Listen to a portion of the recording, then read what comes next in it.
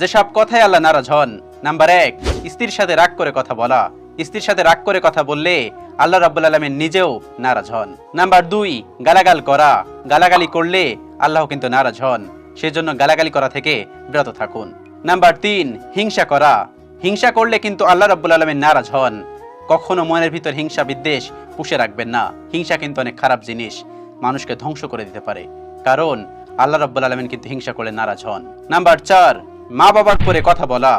মা বাবার পরে কখনোই কথা বলবেন না, কারণ আল্লাহ রাব্বুল আলামিন কিন্তু নারাজ হন যদি আপনি মা বাবার উপরে কথা বলেন। নাম্বার 5, নামাজের পর দোয়া না করা। নামাজের পর দোয়া না করলে আল্লাহ রাব্বুল আলামিন নারাজ হন, সেজন্য নামাজের পর অবশ্যই দোয়া করবেন। আপনার যা কিছু চাওয়ার আল্লাহ রাব্বুল আলামিনের কাছে চেয়ে নেবেন। নাম্বার 6, দাঁড়িয়ে পানি পান করা। দাঁড়িয়ে পানি পান করলে স্বয়ং রব্বুল আলামিন খুশি হন না, সেজন্য কখনোই দাঁড়িয়ে পানি পান করবেন না। নাম্বার 7, ঘরে মেহমান দেখে নারাজ হওয়া। ঘরে